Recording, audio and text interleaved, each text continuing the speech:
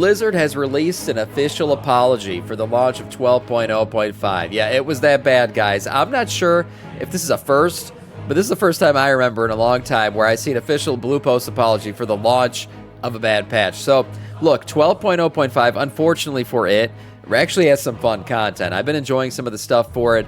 The Spire, the, what's it called, ritual events and shit, those things are fun. The ritual sites, I should say. The open world stuff's all right. I did a little bit of it. But overall, like for a 0.5 patch, I think it's been pretty good. The bonus roll stuff's really cool now that it's working. And a few other things are pretty cool now that they're working. But the launch was rough, to say the least. So let's see what Blizzard said here. In their blue post, they said the 12.0.5 launch was not up to our standards. And we know this disrupted your time and caused justified frustrations. The team has been working around the clock since launch to stabilize the game and fix the biggest issues players were hitting right away. See our hotfix list update here, which we're going to check out these posts, and our posts on bonus roll issues here and here. So we're going to check all three of those out here in a second. The team is taking lessons learned from this launch to help ensure that this doesn't happen again. We will also work harder to communicate openly, early, and often when we launch. When a launch doesn't go as expected. The known issues, we're working on fixes as they roll out. We are working on fixes as they roll out, and any other information would be useful for our communications as problems are worked on and being solved. We are deeply about this game. We care deeply about this game, and we play it right alongside you. We will do better. Thanks for sticking with us, the World of Warcraft team. So there you go, an official apology note and links to fixes and issues addressed recently by these I should say, issues that arose and people reported on. Look, this is the thing. It wasn't good. People lost out on currencies. People lost out on rolls. People lost out on time. Now, it doesn't look like Blizzard's going to give us any time back, but they are going to be giving a few things back here. So let's get into some of this shit and talk about what happened here. So first of all, class fixes. There were broken classes. Yes, some classes were just, their rotations weren't working right. Talents weren't working right. Some of them were working too good and evidently were basically pumping too hard. So let's talk a little bit about this. For marksmanship, they corrected an issue where players could gain double benefit from Pathfinders and Endurance training when using the Unbreakable Bond talent in combination with Cunning or Tenacious talents. Cunning and Tenacious pets should no longer sometimes lose their pet passive bonuses of Endurance training and Pathfinding when changing between Cunning and Tenacity talent choice nodes. So there you go, some fixes for the Hunters. For Warlocks, fix an issue where Frequent Traveler would not function when using another Warlock's Demonic Gate. Diabloist specifically had an issue that was fixed recently with Abyssal Domain would not match the duration of Demonic Tyrant and Reign of the Tyrant Talented.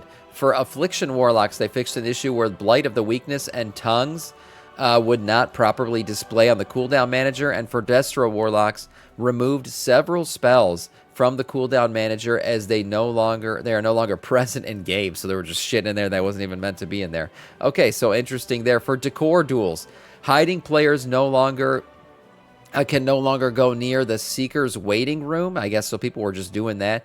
That's kind of this was an emergent tactic where hiders would place a bunch of traps near the Seeker's entrance, preventing them from leaving. Oh, so they were lining up traps right where you exit to go hide and basically stopping people from even hiding. Okay, that's some degenerate activity that I guess needed to be fixed there. For Dungeons and Raids, we have fixes. Magister's Terrace addressed an issue where Degeneratus, I need that name, like as that's a great one. Devouring Entropy could damage players who were immune to it. Could damage players who were immune to it, so that's not good. Windrunner Spire addressed an issue where Commander Kroluk could melee after finishing casting Blade Storm, so basically beating the shit out of people. And for the Void Spire, Crown of the Cosmos Gravity Collapse, damage reduced by 10%, so a little bit of a nerf there. After a recent buff, for some reason, the Crown of the Cosmos. Not sure why they did that, but there you go, there's a little nerf. A few other fixes here. Real quick, for Death Knight, resolved an issue causing Commander of the Dead damage increase aura to be applied to Death Knights. So causing the Commander of the Dead. Yeah, that's nice. That would be a good one to add to Death Knights, but I guess they didn't want that there, so that one got pulled. For Evoker Preservation, fixed an issue where Dream Breath was not being stored in stasis. For Holy Paladin, fixed a bug that could cause Holy Paladins to do less damage than intended. This one was pretty bad. I saw that yesterday. And then Rogues fixed a bug that prevented expected audio from playing as the rogue enters stealth. Oh no, so no stealthy noises. A few other little minor fixes here and there. For Midnight Falls, they resolved an issue where Torchbearer failing to prevent players from receiving applications of Midnight or failing to remove applications of Midnight. Yeah, so basically Midnight Falls was, just destroying people. So that's, a lot of these issues are fixed now. Hotfixed in as expected. But one of the unexpected issues was the extra rolls, right? The rerolls on shit, the bonus rolls, I should say, on shit that weren't working properly and giving people double items, repeat items. That was supposed to be a specific feature of this new bonus roll system where you couldn't get duplicate items, and it was happening to people. So with the hotfix that began rolling out a couple of hours ago and are now applicable in all instances, we've preliminarily addressed the bug of 12.0.5 where rolling on loot did not remove the received item from the pool for subsequent bonus rolls, which made it possible for players to receive the same item from the bonus roll. They said here it is now safe to roll on loot. Newly rolled items will now correctly remove the item from the bonus pool. And I'll talk about this because that's only for the new rolls. Your old rolls might still come back to fucking haunt you. We'll talk a little bit more about that though. We'll have more information to share tomorrow about the issue, and we'll talk about that because today is tomorrow based on this post, and let's talk about the more shit they said. So they went into a deep conversation about this one because I guess they really felt like they dropped the ball and they needed an explanation here. So they did, in fact, give us an explanation of why this wasn't caught before it went live and what they're going to do here to fix it. So what happened? Well, they go, basically, I'll summarize this for you guys here. They went into their testing environments, and essentially what this thing is supposed to do is it's supposed to save the role that you just had into an internal server. So they basically call these things tied to your character. There is a, what do they call these things where they save it? After we launched, when players queued up for Mythic Plus, but the benefit of this was that the possible data was not being saved to the wrong place, leading to duplicate rolls. How could this happen? Well, okay, so the difference they go into here about the test realms and specific realms, live realms, basically is that internal realms and the realms you play on have a few differences in terms of the number of databases. So with a test realm, there's only really one database, so your bonus rolls on the test realms were always saving to that one database, preventing you from re-rolling the same item. Well, on the live servers, there are multiple databases, and sometimes these bonus rolls were saving to the wrong database, so not being stored properly for your character to not roll on that same item once again, basically setting you up to potentially roll on that same item. So what's next, Blizzard, going forward?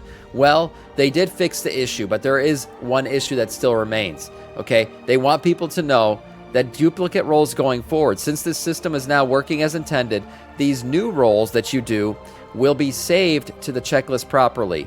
But so duplicate rolls, items that were rolled on, this only works for the ones that are rolled on after the fix, okay? So anything you rolled on before the fix that wasn't saved properly is still not saved properly. And you could potentially roll a duplicate on this. Now, Blizzard did want to say that they are refunding every Nebulous Void Core that was spent before the fixed issue. They said they're identifying players and every player character who spent a Nebulous Void Core before the fix, and in the next day or so, they will grant them back to you. Some bonus rolls there for some people. Bonus rolls. This one's interesting because some of the people, I think, are going to get a little bit of a buff from this. Anyone who used their shit is essentially going to get more rolls than if it wasn't broken for you. Now, it doesn't say here whether or not they're going to look for whether or not you got a duplicate item. They just said that anybody who used their bonus rolls is going to get another bonus roll back. Yeah, do I get my roll back? You're supposed to. So they want to get players who were affected by the bug back on track. We want to help players who spent their tokens before the fix to mitigate the possibility of a further duplicate roll. So one thing about this is, as I said before, if you did your roll and you didn't get duplicate items already, there's still a chance that you could get a duplicate item on your next roll because that shit didn't save properly. So you may have just gotten lucky and not re-rolled the same item, even though technically your roll was broken. So I guess to address that, whether you got a broken roll the second time around or not, you are getting your cores back. So they're going to give these back. They said in the coming days. It might have already happened for all I know. But yeah, people are getting their coins back. Now, this is a good thing. The Void Cores coming back to players. They're specifically addressing an issue that was pretty damn bad. And they're trying to do it the right way. Now, me personally, I think if they really thought the launch was this bad that they had to release a freaking Blue Post apology, hey, give us some game time back. Give me 2 days of game time for my problems. But giving Void Cores back sure is a step in the right direction. Hopefully this doesn't happen again. The patch releases have just been, there's been some issues.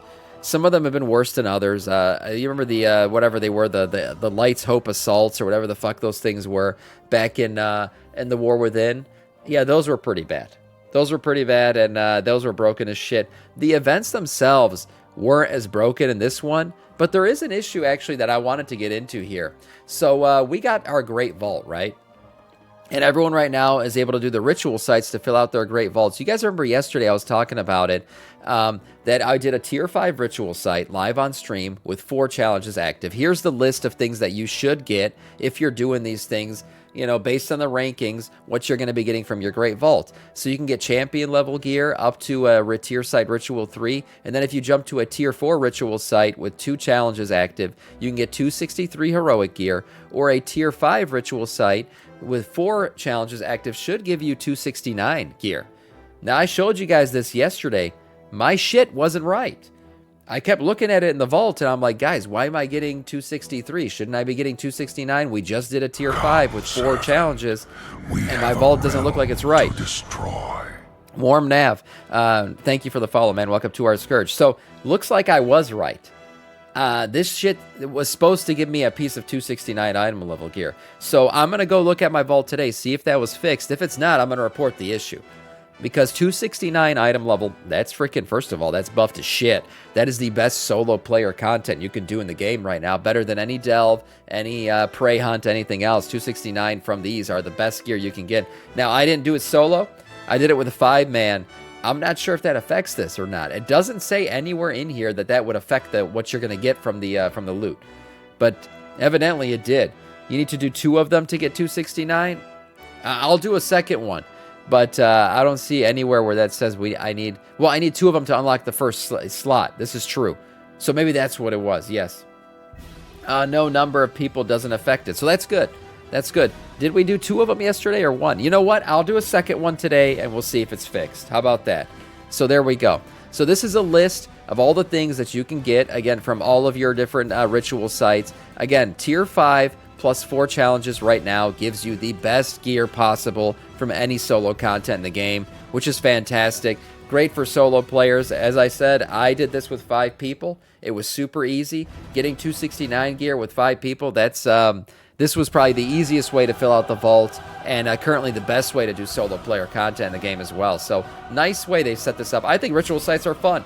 I actually enjoyed them. They weren't too challenging, and overall were a good time for us. And then finally, we got bonus roll loot tables from dungeons. So looking at bonus rolls right now that they're working right, it's important to check out where you should be using your bonus rolls. So just so you guys understand, again, how the bonus roll system works, essentially when you're using it for raid, you got to use 2 of them. When you're using it for anything else, you can use 1 of them. By anything else, I mean you got your 10 plus mythic dungeons, your plus 10 mythic dungeons, your tier 8 bountiful delves, and your nightmare praise. These will give you, this is kind of the level of the gear you'll get. If you want myth track gear, you're essentially doing mythic raid or plus 10 mythic dungeons, and then hero track raid, you can do a tier 8 bountiful delve or a heroic raid and use your rolls then. Now you can get 2 of these per week, but you can also get a 3rd from your vault. Remember, if you take those Talassian coins, whatever the hell they call them, the coins, the bad luck coins, basically, if you get 6 of them, you can get yourself another bonus roll. So you could essentially get 1 raid item and a mythic plus item, or 3 mythic plus items, whatever that is. Now your loot tables are right here. You can check these out. I'll link this in the chat and down below on what you would technically be bonus rolling on. And just know your bonus rolls are tied to your class, right? So don't worry if you have a bonus roll right now for something and you're like, oh, what if it gives me some random piece of cloth gear and I'm a plate wearer? That's not how it works. Everyone's table is made up based on their class and specs, so you should be getting things that are very much relevant to your specific class and spec, which is great. I think this system's an awesome thing, and now that it's working, it should be even better. Real quick on this stuff here. Guys, there's secret stuff in these ritual sites that people are starting to find, and this is one right here, a mount, actually, that you could find within a ritual site. So we'll talk about this one, the Void Touch Snapdragon mount. That's right, if you like these Snapdragons, this is another way to get one. So the Dagger Spine Point ritual site has a little shoreline right here, and if you go through this shoreline and you click these little seaweed piles, there's a chance that you will actually summon this specific mount, the Void Touched Snapdragon. If you then kill it and loot it, you will get the mount. That's right. Now, a lot of these kelp little seaweed patches are just going to randomly spawn a shitty, random mob. That's not this one. But when you do finally get this one, this is the mount that you can end up getting. It's got like a purple hue to it. Pretty cool looking Snapdragon. There's been things like this all throughout these ritual sites that people have been finding. Which is really cool, and I think, a little bit of secret finder stuff going on a ritual site, why not? You got to remember, too, these ritual sites are not timed. So I've been in there with a couple people where we finished it, we were just kind of hunting around, doing other shit before we went and killed the final boss. You can do that.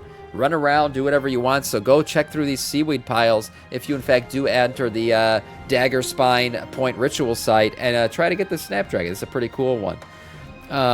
When he says we'll talk about this, he means we'll pre-watch Bellular and talk about it. Yeah, true. So this is pretty cool. I think this is fun stuff. Blizzard hiding stuff within here is always fun for the people who are playing the game to try to discover. And then finally, a little tip here, just the tip, of course. If you're doing Nexus Point Xanax, okay? This fight right here, everybody knows how to do this at this point. You got yourself the little Lothraxian fight where you got to find the duplicate, right? Or not duplicate, the one without the horns is the correct one to click. Well, people found out a way to use snowballs to basically bypass this mechanic. So when he starts to cast his little fractured images to spawn, you throw a snowball at him right before the cast goes off. The snowball will, in fact, track the correct one and hit it. When it hits it, you know which one to go for, and it also interrupts the cast, so it automatically basically just breaks the entire mechanic. So anyone who has snowballs and they bring them into this thing, try to do it. Yeah, target him, target the guy as he's casting it, and hit him with the freaking snowball, and that works. This also works so then he slow casts, because it basically has to follow him and hit him after the spell goes off. So this works for Wrath casts and Chaos Bolt as well. Blizzard might fix this going forward, but for now, bring your balls and your snowballs to the dungeon. You might be able to get this shit done. For today, that is all in terms of news.